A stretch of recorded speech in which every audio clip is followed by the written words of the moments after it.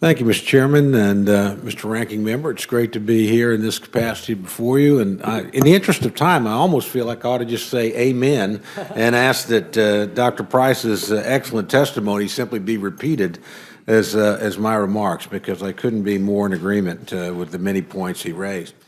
But again, thank you for giving me the opportunity to testify.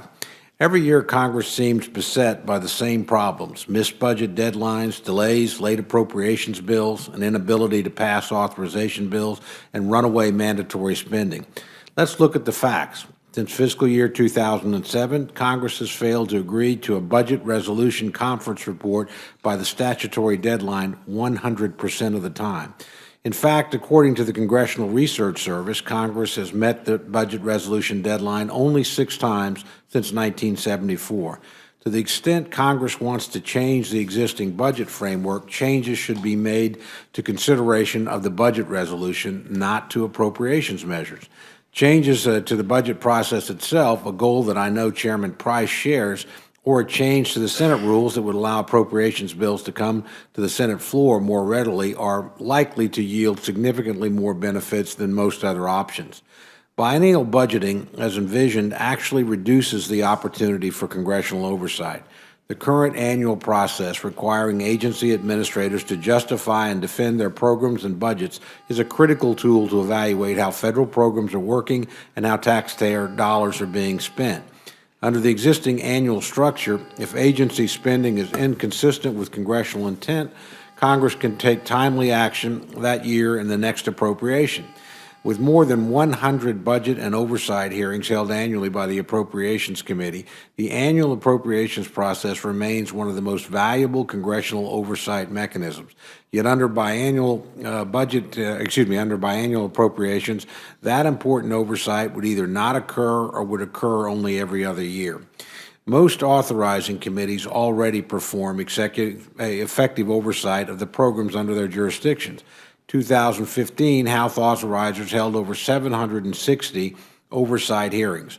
Clearly, the problem for authorizers is not a lack of time, it's getting their bills through the political process, through Congress and to the President.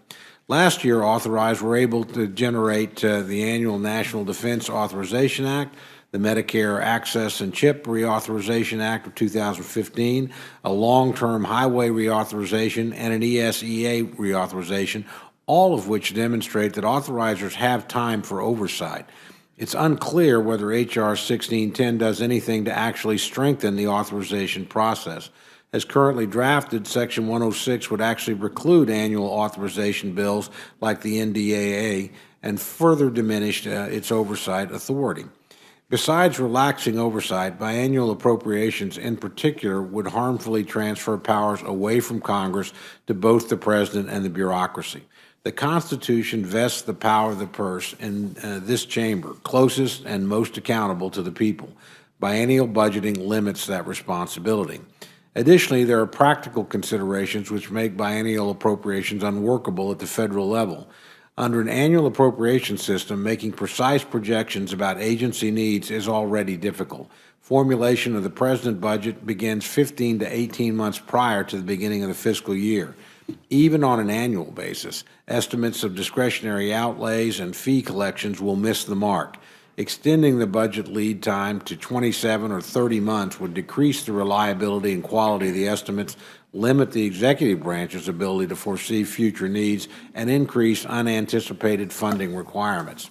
Supporters of biennial budgeting and appropriations often cite that many states use a 2-year budget process, making it viable for the federal government. But this is a poor analogy in my view. Unlike states, the federal government fulfills numerous functions no state can or should. It serves a population of well over 300 million people, provides for the national defense on a global basis, conducts international relations, and the like. Further, states operating under biennial budgeting have steadily declined since the 1940s, as my friend Mr. Hastings pointed out, from 44 states in 1940 to only 19 states today. Unfortunately, I'm skeptical that a shift to biennial appropriations will solve any of the problems that plague the budget process or improve the authorization or appropriations processes. Instead, it would undermine the constitutional power of the purse and strengthen unelected agency bureaucrats. It would weaken oversight across the board. It would lead to decisions based on faulty estimates and would likely lead to increased spending, a view, it is worth noting, shared by previous chairman of the House Budget Committee when they served in this body, Chairman Nussle and Chairman Spratt. So, Mr. Chairman, thank you, and I look forward to answering any questions you have.